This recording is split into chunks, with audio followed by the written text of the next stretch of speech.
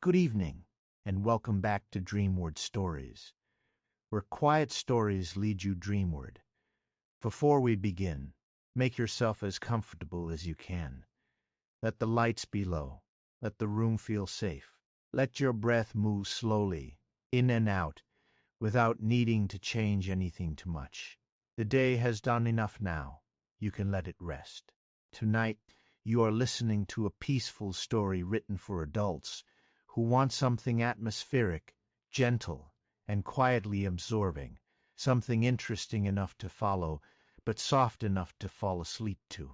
As you settle in, you are invited to leave a small comment saying where you are listening from. A town, a country, a cozy room, a rainy window, whatever feels right tonight. If the story brings you calm, you can leave a like. And if you would like more long, soothing stories for sleep, you are welcome to subscribe.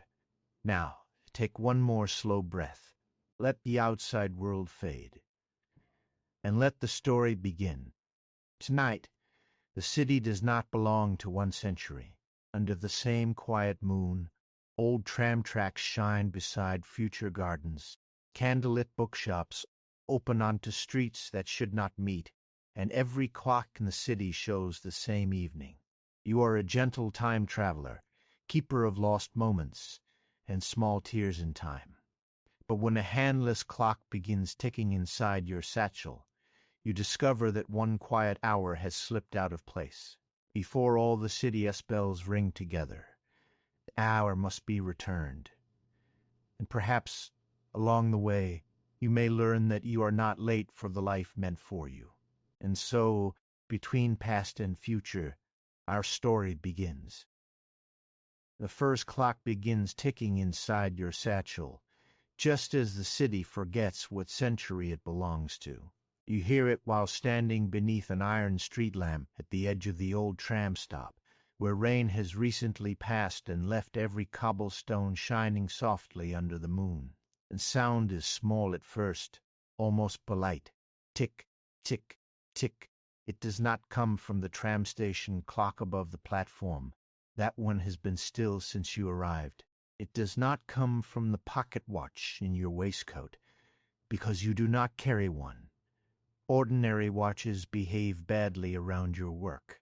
The ticking comes from the leather satchel resting against your hip. You place one hand over it.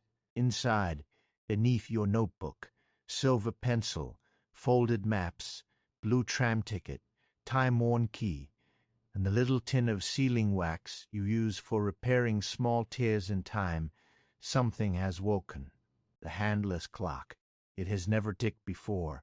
Above the tram stop, evening sky is the color of deep blue ink. One moon hangs over the city, round and pale, but the streets beneath it do not agree on what year it is. To your left, gas lamps glow beside a row of narrow houses, with flower boxes and lace curtains. To your right, glass walkway curves between tall future buildings, their windows lit with quiet gardens instead of rooms. Behind you, an old market lane smells faintly of horses, rain, and wood smoke.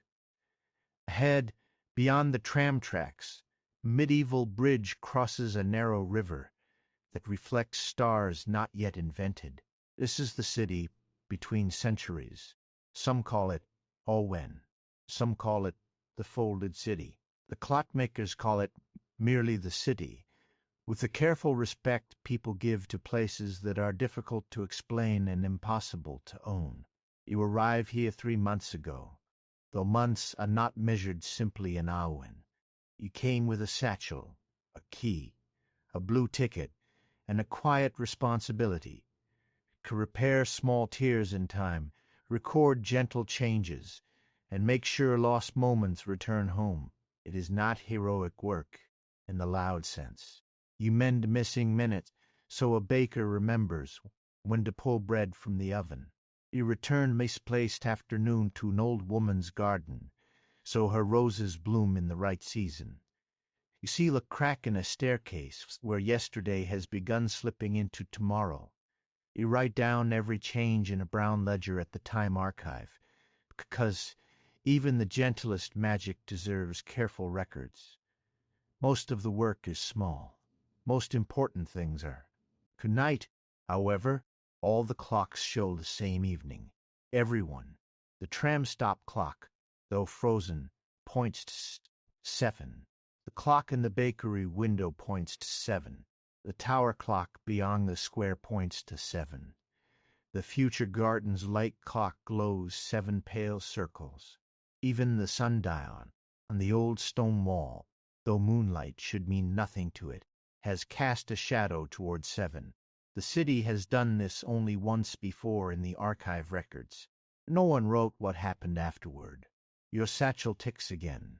A tram bell rings in the distance. Not loud, not urgent. A single clear note traveling along rails that shine silver under the street lamps. You open your satchel beneath the shelter of the old tram stop. The handless clock rests between your notebook and the tin of wax.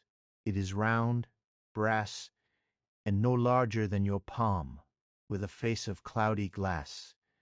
There are no numbers, no hands, no visible winding stem.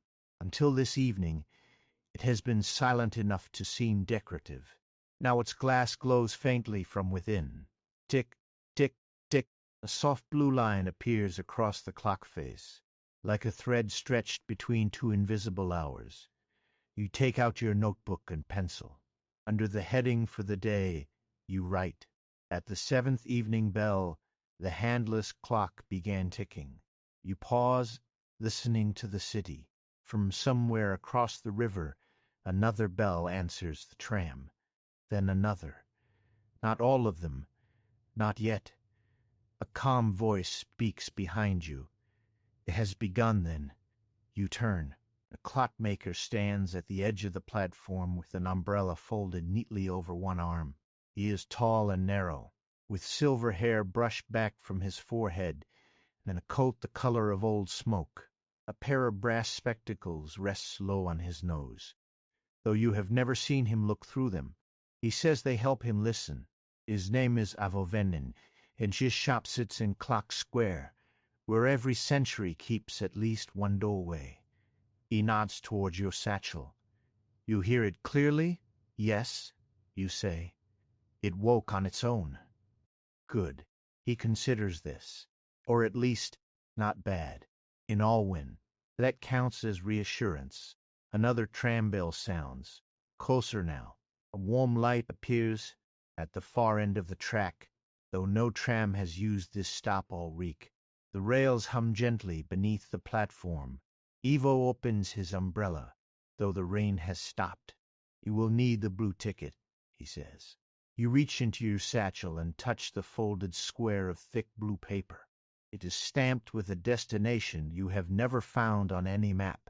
One quiet evening, I thought this ticket was only a permit. Sometimes permits become invitations. The tram light grows brighter. Down the street, the gas lamps flicker.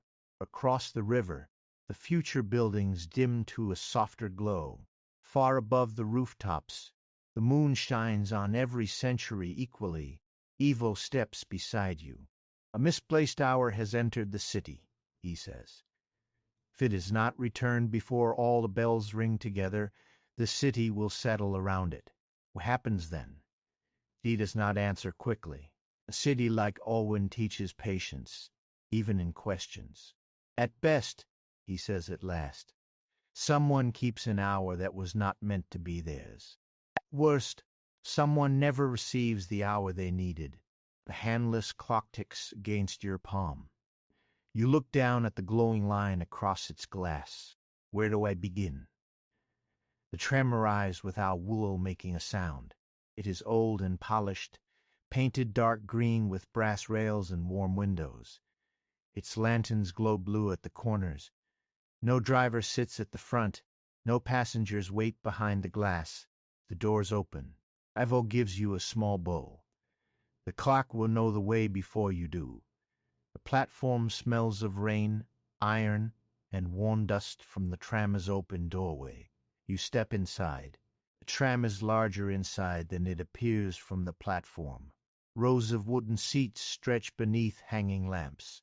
each lamp made in a different style. One is a smoky oil lantern. One is a bright electric bulb in a brass cage. One is a floating bead of light that hums softly like a sleeping bee. The windows do not all show the same street. Through one, you see a horse cart passing through rain. Through another, a silver bicycle gliding silently over a transparent road.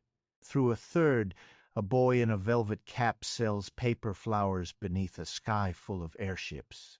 The doors close behind you. The tram begins to move.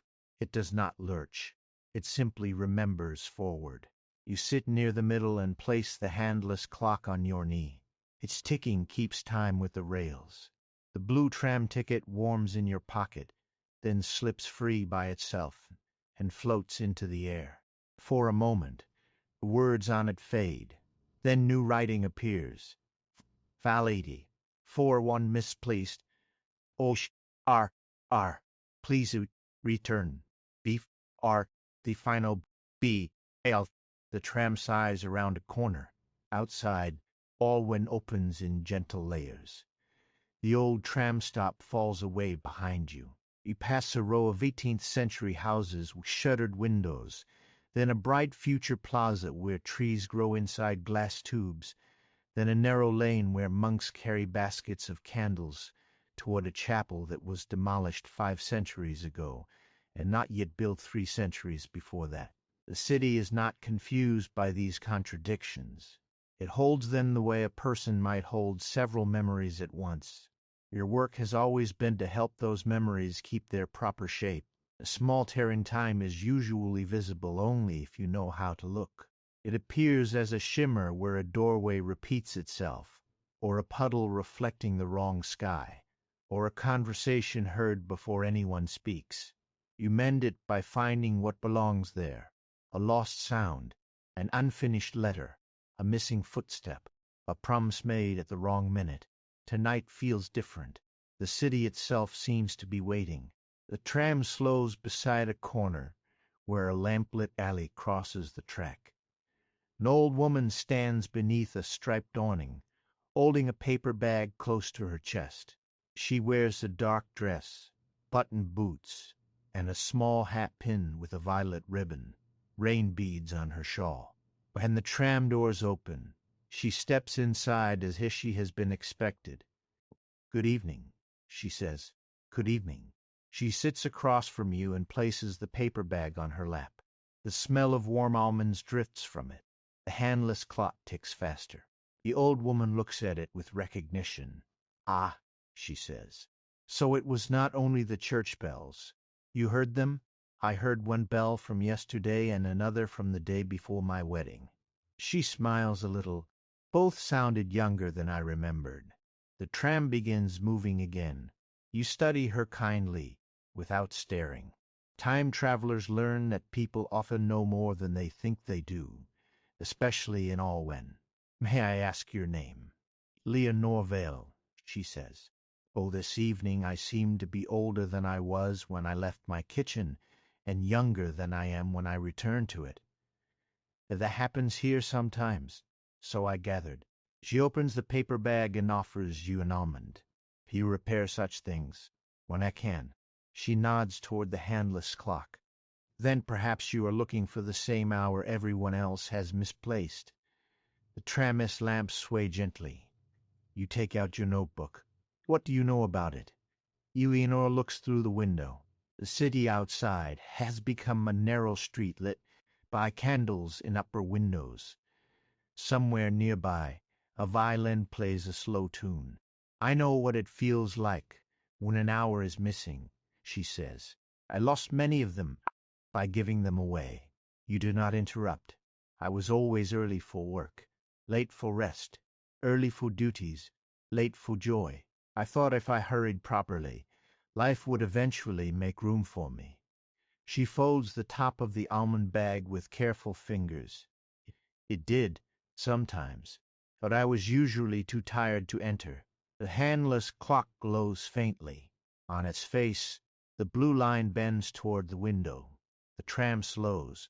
Beyond the glass stands a candlelit bookshop with a dark red door and a sign painted in gold letters. Morrow and yester, booksellers of gently you moments. You have passed the street before, but never seen the shop open. Eleanor smiles. This is my stop, though I did not know I had one. The doors open. You rise with the clock in one hand and your satchel at your side. Will you come in? You ask. I think, she says, taking the almond bag, I already did, many years from now. That is a perfectly ordinary sentence in Allwhen. You step down onto the wet cobblestones together. The tram pulls away, leaving only a blue reflection along the track. The bookshop window blows warmly. Inside, shelves lean in cozy rows. Candles burn in brass holders, their frames steady despite the draught. A black cat sits in the window beside a stack of books tied with string. It looks at you, then it steps through the glass. Not around it, through it. The cat lands on the pavement without sound, tail raised, eyes bright as polished amber. Around its neck is a tiny key on a blue ribbon. Eleanor gives a quiet laugh. I knew a cat like that when I was a girl. The cat blinks at her, then at you, as if both statements are equally correct. A handless clock ticks once. The bookshop door opens inward. Warm candlelight spills over the rain-dark street. You follow the cat inside. The bookshop smells of wax, paper, cinnamon, and time left undisturbed. The moment you enter, the street outside grows quieter, as if the rain, tram tracks, and distant bells have all been wrapped in cloth. Shelves rise on every side, curving into narrow aisles and shadowed corners. Some books are bound in leather, some in cloth, some in materials you cannot name: bark, pressed moonlight, thin glass, woven reeds, blue metal that softens when touched. Small handwritten cards mark each section. Summers misremembered. Letters, sent too late, but received kindly. Dreams kept between pages. Restful afternoons, lightly used. The cat walks ahead with the ease of someone who owns every place it enters. Eleanor pauses near a low shelf. Eight lit, Sitchins. He runs a hand along the spines without pulling anything free. I bought a recipe book here once, she says. When? She tilts her head. Tomorrow, perhaps, or before I learn to bake properly. The cat gives a soft chirp. At the back of the shop, a man sits behind a desk covered in books and candle stubs. He is not old, not young, and not particularly committed to either. His hair is dark on one side and gray on the other. His waistcoat has pockets full of bookmarks. A candle beside his elbow burns with its flame pointing downward. Morrow or yester, you assume. Possibly both. Good evening, he says without looking up. Please do not shelve anything according to alphabetical order, unless the alphabet has agreed to it. We are looking for a misplaced hour, you say. Most people are. Turns a page. Some search under ambition, some under regret, some under errands that could have waited. The handless clock begins ticking louder. The downward burning candle lifts its flame, then lowers it again. The bookseller looks up at last. Ah, he says, that hour. Eleanor steps closer. You know where it is? I know where it was borrowed from. He stands and retrieves a narrow volume from a drawer. The hour entered the city through a tired seam near Clock Square. It passed the old tram stop, crossed the medieval bridge, hid briefly in the future garden, and left a few crumbs in the shop. Crumbs? Not breadcrumbs. He opens the book. Inside, pages are blank, except for pale gray smudges, like fingerprints made of fog. Time leaves traces when it has been handled often, he says. This hour has been used again and again by someone who never believed they had enough. You look down at the handless clock. The blue line has grown brighter. Who does it belong to? The bookseller's expression softens. Someone still living. Someone still hurrying. Someone who believes rest must be earned at the very end, then keeps moving the end farther away. The words settle into the warm silence of the shop. Eleanor closes her eyes briefly. I knew many people like that, she says. The bookseller nods. Most centuries do. The cat leaps onto the desk. The tiny key on its ribbon glimmers. May we borrow the key, you ask. The cat looks at the bookseller. The bookseller looks at the cat. The cat looks back at you with the patience of an old clock. You may follow the key, the bookseller says. Borrowing is for objects that consent. Cats consent only to being obeyed when convenient. The cat jumps down and trots toward a side door so narrow you had mistaken it for a shelf shadow. Before you follow, the bookseller lifts the backward burning candle and offers it to you. This may help in the archive. You take it carefully. Its flame burns downward into the wick, yet the wax grows taller instead of shorter. Why does it burn that way? To remind people that not everything lost is decreasing. He smiles. Some things return by being given warmth. You tuck the candle into the brass holder in your satchel. Elena remains near the shelf of yesterday's kitchens. Are you coming? You ask.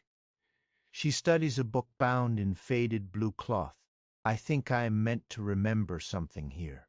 The cat waits at the narrow door, tail flicking once. You understand. Not every person you meet in Allwhen walks the whole path beside you.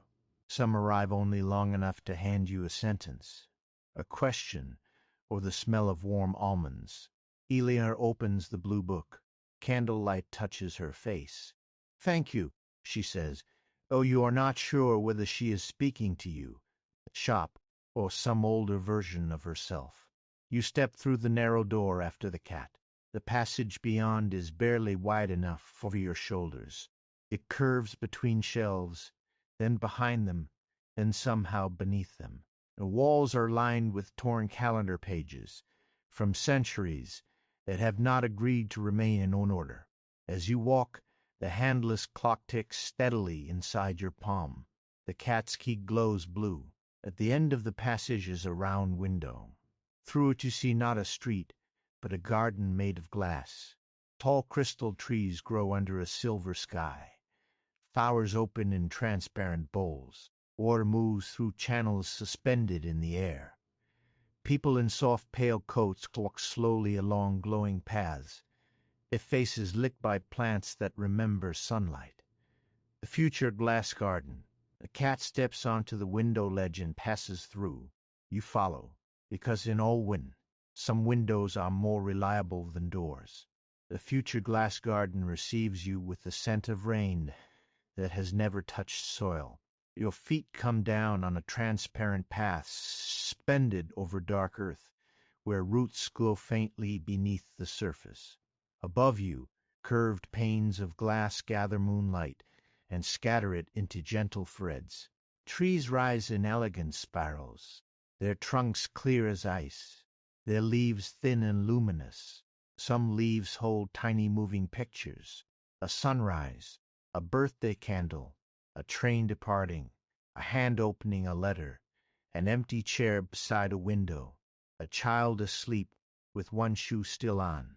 The cat walks along the path as if it has visited many futures and judged most of them acceptable. Her handless clock ticks more slowly here. The blue line on its face bends toward the center of the garden, where a fountain of suspended water turns without falling.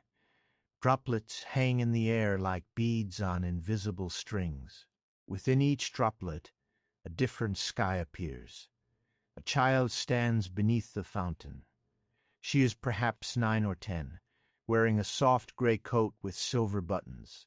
Her hair is tied back with a ribbon that glows faintly at the edges. She holds a small paper cup in both hands.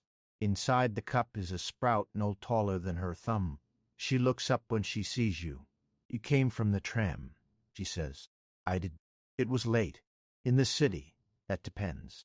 She considers this, and nods as if filing it away for later use. The cat leaps onto the fountain's edge. The child reaches out and scratches it under the chin. "I know you," she tells the cat. "But you have more whiskers now." The cat seems pleased. Crouch slightly, so the handless clock rests between you and the child. "Have you seen an hour pass through here?" She looks at the clock, then at the sprout in her paper cup. Yes, it came through the glass trees. It made all the leaves show the same picture. What picture? The child turns and points. At the far side of the garden stands a tree larger than the rest. Its branches curve outward. Beneath the glass roof, each leaf filled with pale gold light. As you approach, the leaves begin to shift. You see a room, a table, a stack of unfinished letters, a cooling cup of tea, a chair beside a window. No person appears, yet the room feels occupied by absence. The candle on the table has burned very low. Outside the window, the city lights are blurred by rain. On the table, beside the letters, lies a small silver hourglass, turned on its side. Handless clock glows. The child looks at the image with a seriousness beyond her years. "That hour was tired," she says. "How could you tell?" It sat down in all the leaves. The sentence is strange, but you understand it at once. Some hours rush, some hours sparkle, some hours feel narrow and crowded. A tired hour sits wherever it can. Did it stay? No. The bells frightened it a little. It went toward the bridge. She hesitates. Afraid like scared, or like someone saying its name too loudly. Future garden hums around you. You take out your notebook and write. The misplaced hour passed through the glass garden. It appears tired and avoids the bells. The child watches you write. "Are you going to take it away?" "I'm going to return it home. To a person, to where it belongs." She holds up the paper cup. "This is a tomorrow tree. It only grows when someone rests long enough to wonder what tomorrow might need. The sprout has two small leaves, one green, one silver. Is it yours, you ask?" "For now," she says. "The garden gives everyone one thing to care for, until they understand it." The cateschy glows brighter. From the far edge of the garden comes the faint sound of a bell. Then another. The glass leaves tremble. The child looks toward the sound. "You should go before Clock Square wakes all at once." You stand. "Which way to the bridge?" She points to a path where the glass panels have fobbed with moonlight. "Through there. But you will need this first." She reaches into her coat pocket and pulls out a small silver hourglass. It is the same as the one shown in the leaves, no larger than a walnut, with brights and resting equally in both bulbs, as if it cannot decide which way to fall. "I found it in the fountain after the hour left," she says. "It kept trying to turn itself over. You accept it gently. The moment it touches your palm, the handless clock ticks once, deep and resonant. The cat jumps down from the fountain and pads toward the fogged path. "Will your tree be all right?" you ask the child. She looks at the little sprout. "I think it needed to see someone return something." The future garden lights soften. You follow the cat through the moonlit fog. Behind you, the child hums a tune that sounds almost like a lullaby, except it has not been written yet. The fogged path becomes stone beneath your feet. Glass light fades behind you, replaced by the smell of river water, moss, and old rain. The air cools. The city narrows into a lane of timbered houses, with upper stories leaning toward one another, like neighbors sharing quiet news. Lanterns hang from iron hooks. Their flames burn steady in a damp evening. Ahead, the medieval bridge arches over the river. It is built of pale stone worn smooth by centuries of footsteps. Small shrines sit in alcoves along the parapet. Some hold candles, some hold flowers. One holds a brass thimble.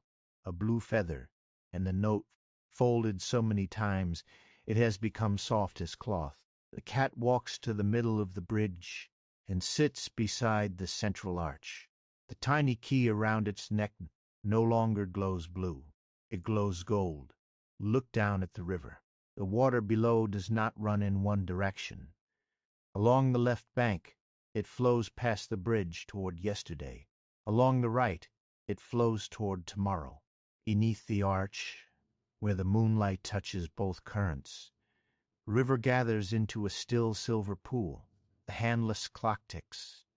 The silver hourglass warms in your other hand.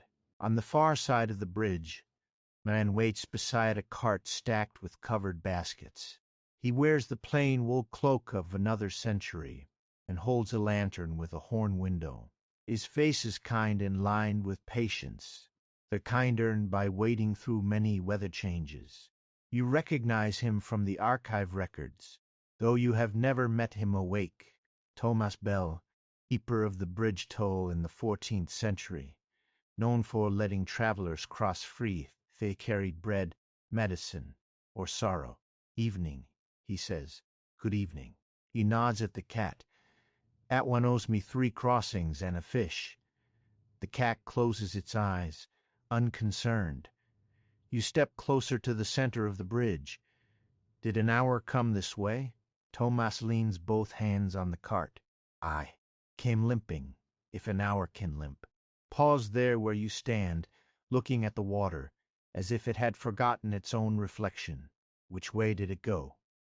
Toward Clock Square. But it left something under the middle stone. You look down. The bridge stones are damp and uneven.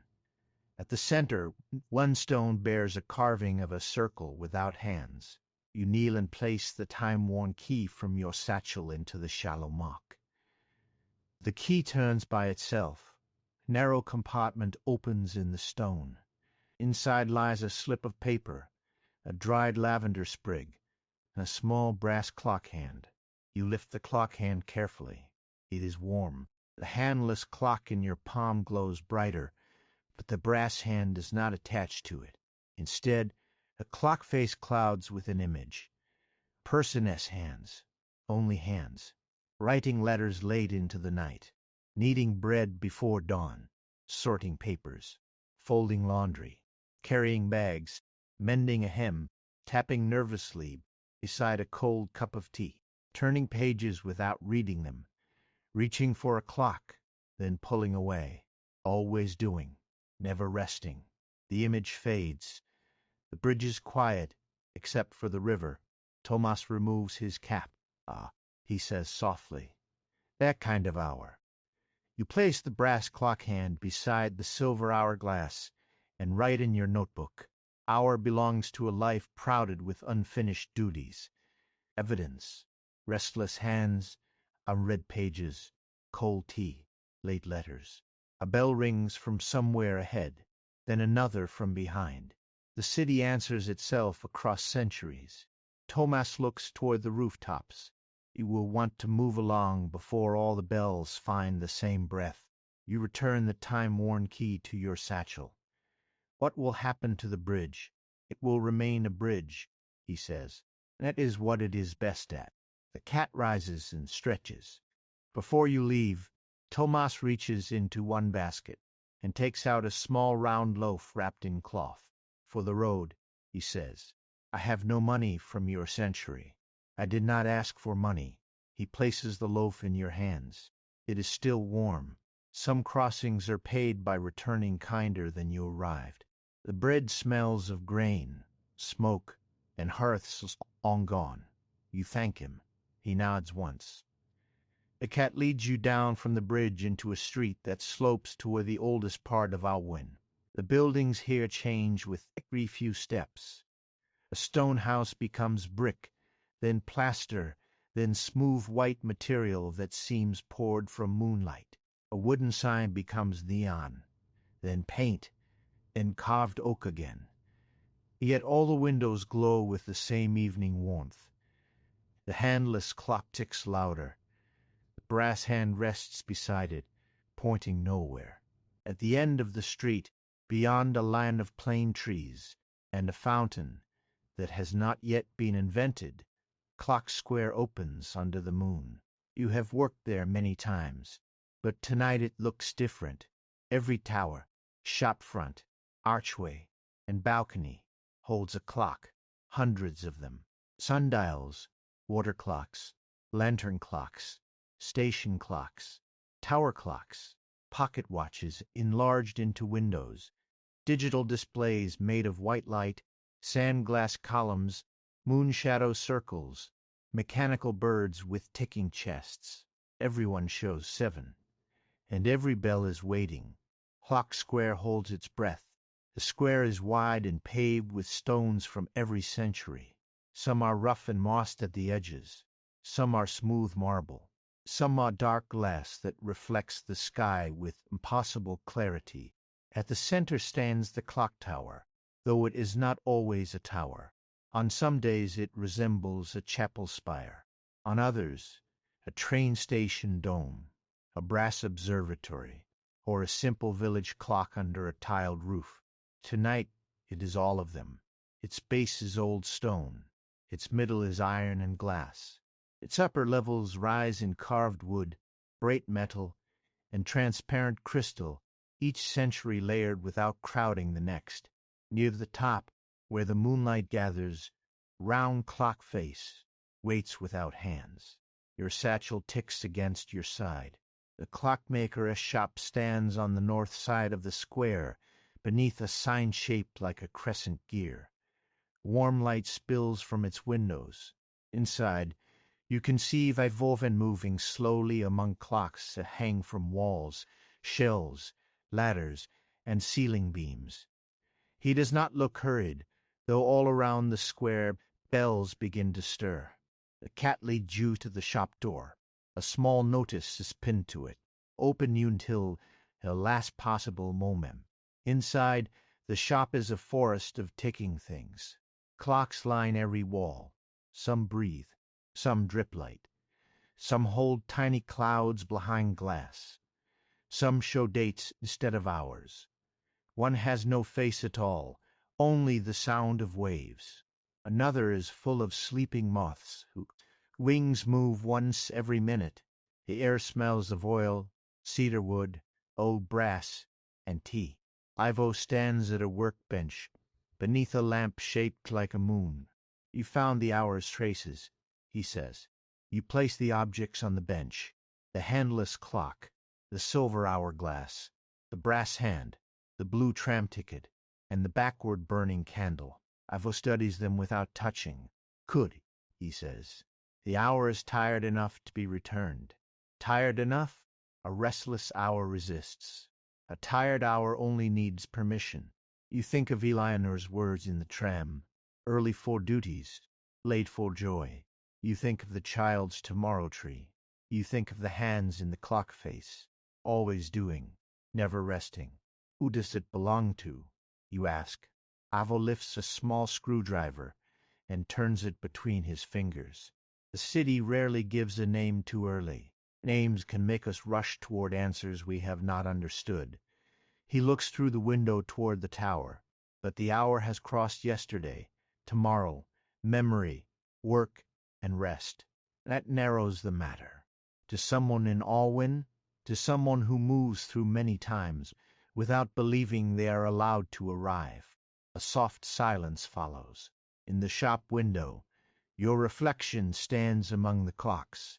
Satchel at your side, notebook full of careful records, shoes damp from centuries of rain, hands marked with sealing wax, a blue ticket half visible in your pocket, a time-worn key, a life spent mending small tears so other people's moments can return home. A handless clock ticks once. You look down. Its glass has cleared. For the first time, it reflects your face. The realization does not arrive like a bell. It arrives like a lamp being lit in a room you thought you had already searched. The hour is mine, you say. Ivo says nothing. The clocks tick softly around you. You remember your arrival in Allwhen 3 months ago. How quickly you began working. How grateful you were to have something useful to do. How each repaired tear led to another. How the city's gentle need gave shape to your days. How often you postponed tea, postponed sleep, postponed writing letters. To those who might be wondering where in time you had gone, you were never frantic. That made it easier not to notice. You were only always moving. The midpoint truth opens quietly. The misplaced hour belongs to someone who never allowed themselves to rest. And tonight, that someone is you. You sit slowly on the wooden stool beside the workbench. The backward burning candle blows in your satchel. Its flame draws wax upward, restoring what fire would usually consume. I thought I was repairing the city, you say. You were, Ivo replies. And kindly, but a city that exists between centuries notices when its caretakers forget to belong to their own lives. The words do not accuse. That makes them easier to hear. Outside, another bell rings. This one is closer. Ivo picks up the silver hourglass and places it upright. For the first time, the sand begins to fall. Not fast, not slow, exactly as sand should. You are not late, he says. You look at him. For what? For the life meant for you. For rest. For joy. For the room above the bakery. For the cup of tea you keep letting go cold. For letters written without apology. For a quiet evening that is yours without needing to be earned. The handless clock ticks steadily. Evil gives you the brass hand. This belongs not on the clock in your satchel, but on the clock tower. The misplaced hour must be returned to Clock Square before the final bell. But it cannot be forced back by duty. How then? The cat jumps onto the workbench and nudges the warm loaf Tomas gave you. Ivo smiles faintly. Must carry the hour through rest, not haste, not effort. Rest. Outside, the square's bells begin to wake in ones and twos. You gather the objects carefully. The silver hourglass, the brass hand, the blue ticket, the backward burning candle, the handless clock, the warm bread. The cat hops down and walks to the door. Ivo opens it for you. Across Clock Square, the tower waits with its handless face turned toward the moon. You do not cross the square at once. That is the first quiet act of returning the hour. Instead, you stand beneath the awning of the clockmaker's shop, while the city's bells stir overhead, and you let yourself breathe in the evening without measuring it. Clock Square is beautiful when no task is placed over it like a sheet. The fountains along the east side catch moonlight in shallow bowls. The bakery windows glow warm amber on the west side, and from somewhere inside comes the scent of honey, flour, and cinnamon. A newspaper boy from a century of steam presses stands beside a glass information pillar from the future, both of them watching the sky with the same sleepy curiosity. A woman in a velvet cloak shares an umbrella with a man carrying a silver briefcase. No one appears alarmed. Allwhen has always been a city where the impossible is more often inconvenient than frightening. The cat sits beside your shoe. It wraps its tail around its paws. Waiting, not urging, a handless clock ticks softly in your satchel. You take the loaf from its cloth and break it in two. Steam rises from the center. The bread is plain and warm, the crust dusted with flour, the inside soft enough to pull apart without sound. You eat a small piece slowly. The bells do not stop. The city does not fall apart. A warm piece of bread, eaten without hurry, becomes part of the repair. You almost laugh at how simple that is. The cat accepts a crumb with the seriousness of a royal appointment. You cross the square only after the bread has settled warmly in your stomach. The path to the tower is marked by inlaid brass lines that meet beneath your feet, each one coming from a different street, a different century. As you walk, scenes open around you. At the old tram stop, the green tram waits empty, its blue lamps glowing. At the candlelit bookshop, Eleanor stands by the window, with the faded blue book held to her heart. Above the future garden, glass leaves shimmer with tomorrow's rain. On the medieval bridge, Thomas lifts his lantern. In every place you visited, the evening gathers itself gently, ready to return to its proper shape. The clock tower door is small and wooden at the bottom, though the tower above rises into iron, brass, stone, and glass. The time-worn key warms in your satchel. You take it out and place it in the lock. The door opens before you turn it. Inside, the tower is quiet. A spiral stair climbs around a hollow center where weights, chains, beams of light, and slow-falling grains of sand move together in a kind of sleeping machinery. The stairs are worn stone at first, then wood, then iron, then something translucent and pale that holds the memory of footsteps. You begin to climb, not quickly. A brass hand rests in your coat pocket. The silver hourglass hangs from a cord around your wrist. The backward burning candle lights the stairs from your satchel, its flame steady and impossible. Halfway up, you pass a landing with a window facing the bakery. Your room is visible above it. One small window under the roof, curtains drawn halfway, a lamp unlit on the sill. You rented it when you arrived, telling yourself it would be useful to have a place near the archive. You have slept there, yes, but you have not truly arrived there, not yet. The handless clock ticks slower. You keep climbing. At the next landing, a small desk waits beside a window. On it are letters addressed in your own hand, unsent. You recognize them, though you have not written them yet. One is to a friend you left 3 towns ago, and 4 decades sideways. One is to the keeper who trained you.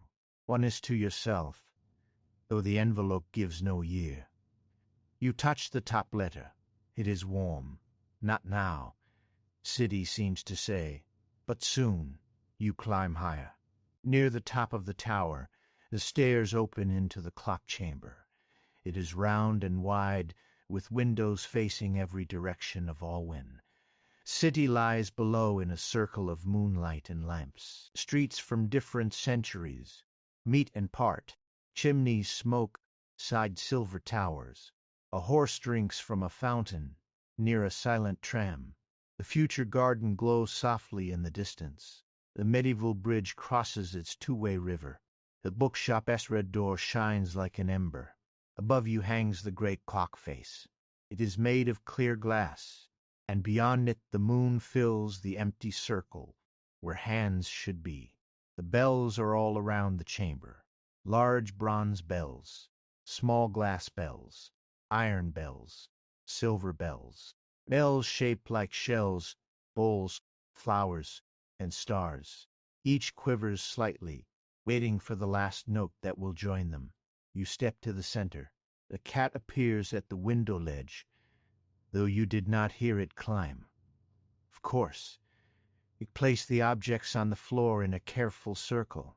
A handless clock to the north, the silver hourglass to the east, the backward burning candle to the south, the blue tram ticket to the west, the warm bread at the center. Then you take the brass clock hand from your pocket. The handless clock opens. Not physically. The glass does not crack. The brass does not unfold.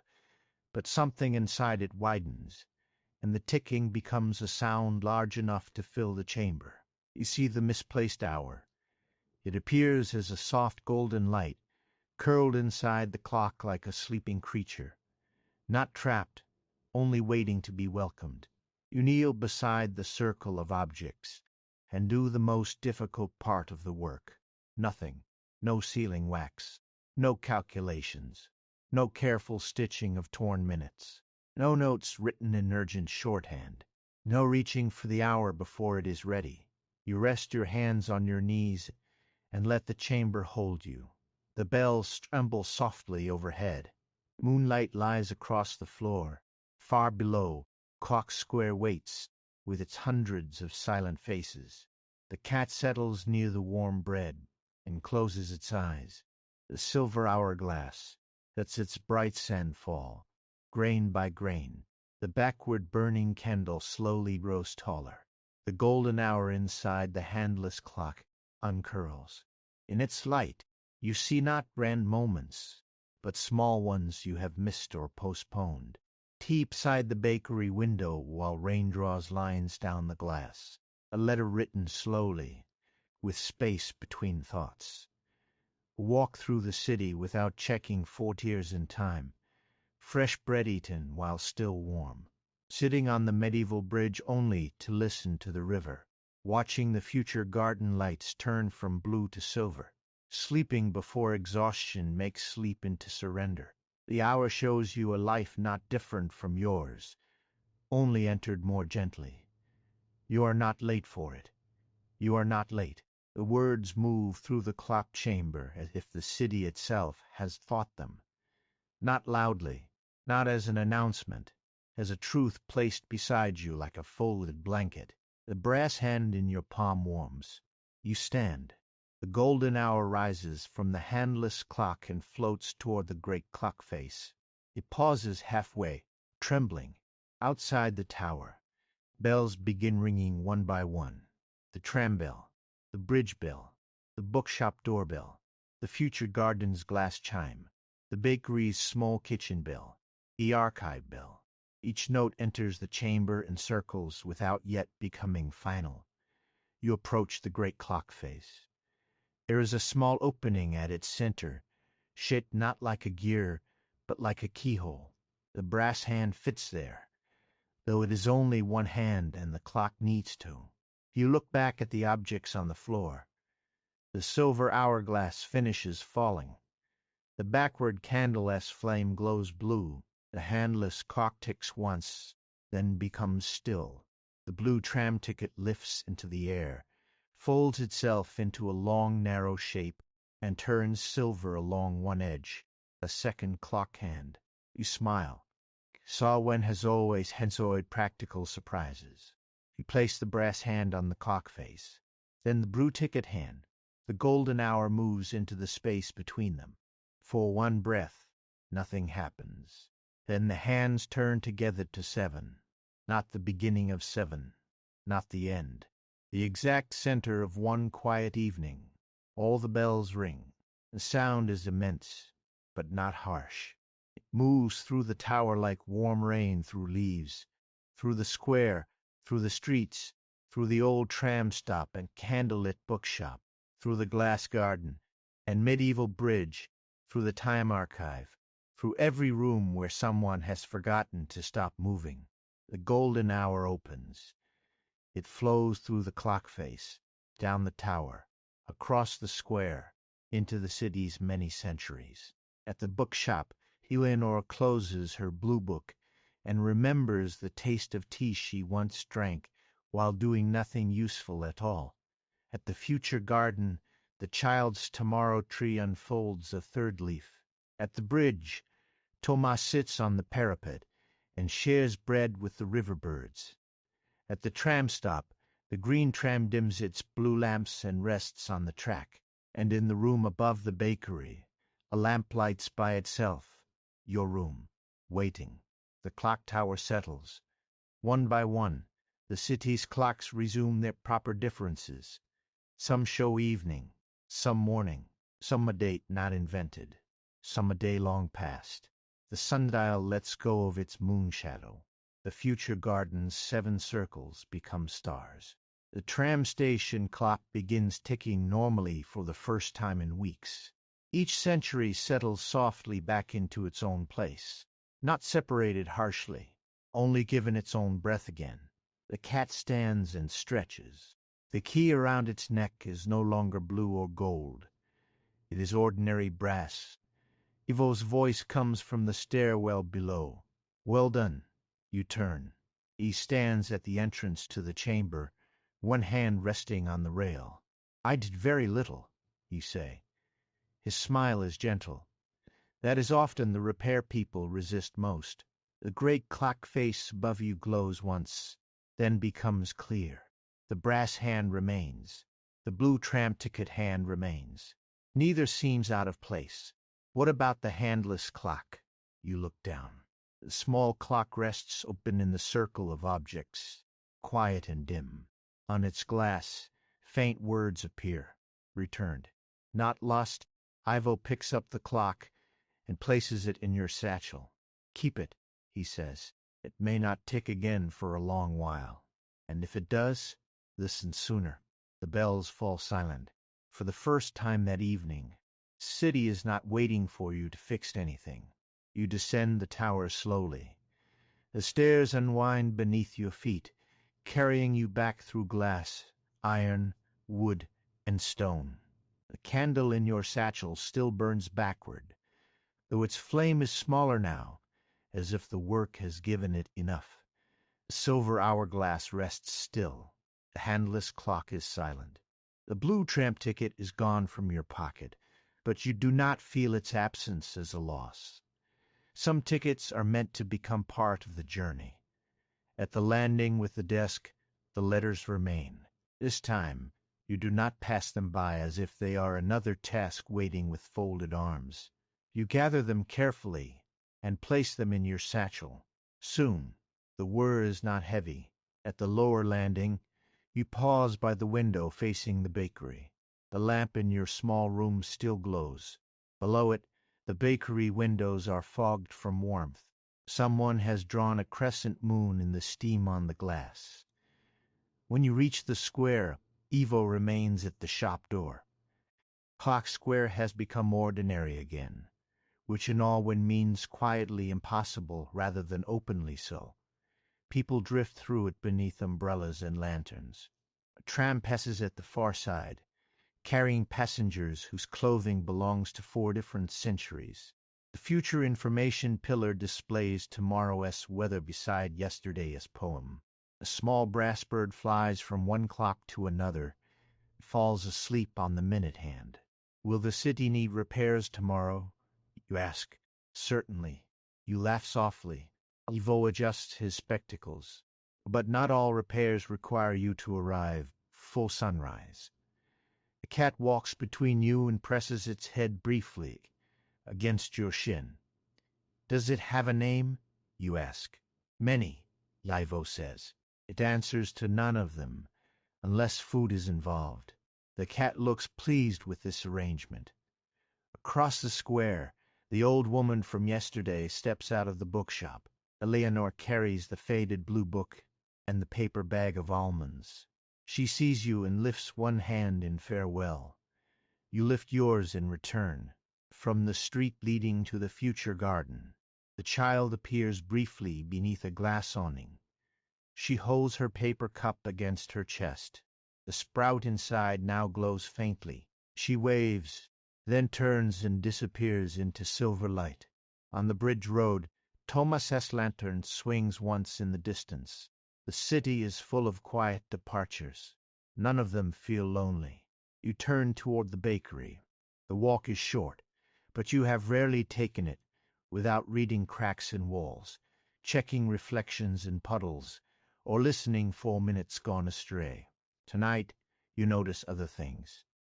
The way warm light gathers on wet stone, the smell of sugared crusts cooling on trays, the low murmur of voices behind shutters, the moon caught in the curve of a window, a flower pot on a sill, holding one brave red bloom.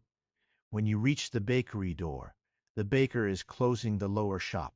She is a broad-shouldered woman with flour on one sleeve and the braid wrapped neatly at the back of her head. Her name is Marabelle, not the same Mara from any other story, not a scholar, not a traveler, simply the baker who knows exactly when bread wants to be left alone. You are late, she says. Then she pauses, considering. No, she corrects herself. You are on time. For what? She hands you a small parcel wrapped in brown paper. For supper, and perhaps for sleep if you are feeling ambitious. The parcel is warm. You smile. I may attempt both.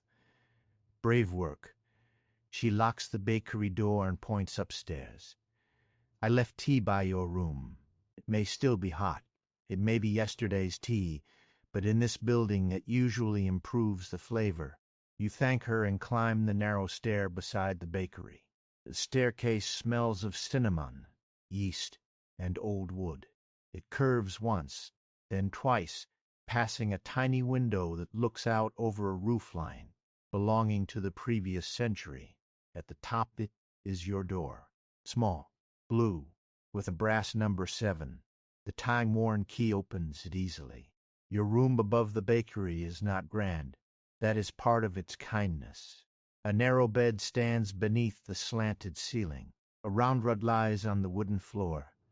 A small writing desk sits below the window, with your lamp glowing on its own side a chipped blue cup of tea. Shelves hold 3 books, a folded scarf, a jar of sealing wax, and a bowl of smooth stones collected from streets that no longer meet. The window looks over Clock Square, where the tower glows softly in the distance. You place your satchel on the desk. One by one, you take out the objects. The handless clock, the silver hourglass, a backward burning candle, the time-worn key, the unsent letters, the warm parcel from the bakery. You set the candle in its holder. Its flame, now ordinary, leans gently toward the room. You unwrap the parcel and find a small loaf, butter, and 2 honey cakes dusted with sugar. The tea is still warm, perhaps from tonight, perhaps from yesterday. It does not matter. You sit by the window and eat slowly, while the city breathes between past and future.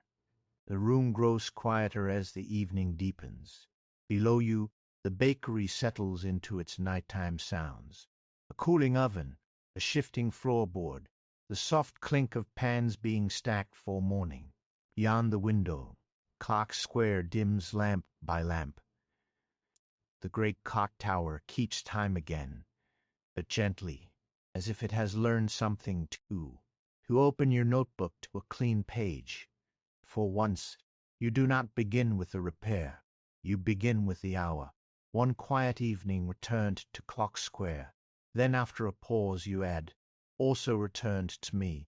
The words look simple on the page, almost too simple for the path they required. Yet simple words often hold best when the night grows deep. You write the record carefully, but not excessively. The city does not need to be trapped inside your explanation. You note the tram stop, the bookshop, the future garden, the medieval bridge, the clockmaker's shop, and the tower. You describe the handless clock ticking, the silver hourglass waking, the brass hand beneath the bridge stone, the blue ticket becoming the second hand. You write that all bells rang together, and that no harm followed. Then you stop. There is more, of course. There is always more. But not everything needs to be written before sleep. You take the unsent letters from your satchel and set them beside the notebook. You will write them soon, not because guilt has sharpened its pencil, not because time demands repayment, because there are voices you would like to reach, and reaching them can be done gently. The backward burning candle gives one final blue flicker. Its wax is whole again. A handless clock rests beside it, quiet and dark. You touch its brass edge. Thank you, you say, because tools that help you rest deserve gratitude too. Outside, a tram moves through the square with a soft blue light. For a moment, you see passengers through the windows.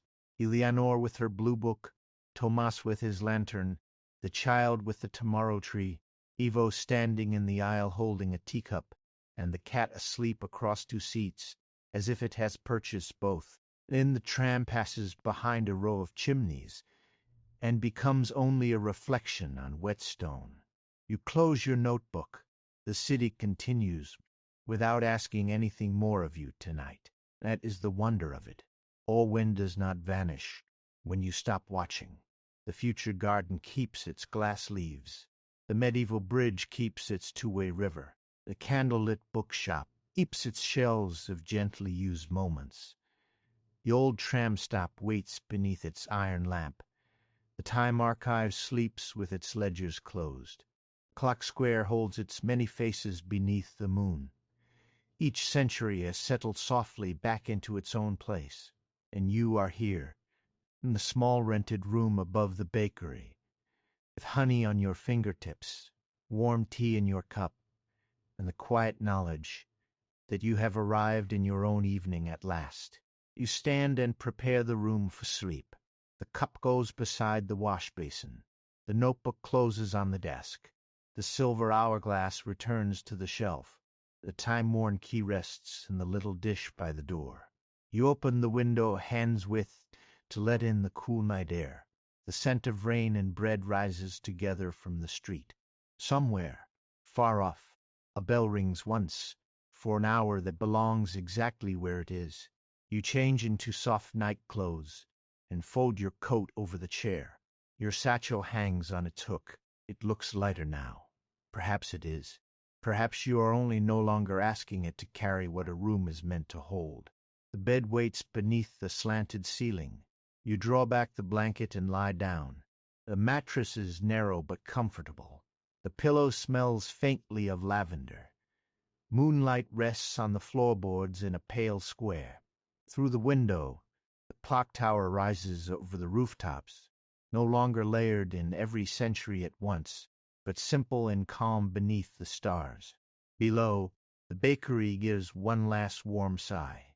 You think of the old woman remembering tea, the child caring for tomorrow, the bridge keeper accepting kindness as toll, the clockmaker listening through brass spectacles, the cat walking through centuries because doors are only suggestions. You think of the golden hour uncurling from the handless clock. You think of the words that moved through the tower without needing to be spoken loudly. You are not late. The city breathes quietly between past and future. The past does not pull at you. The future does not hurry you. The present, at last, has room enough for your whole self to rest. Your eyes grow heavy.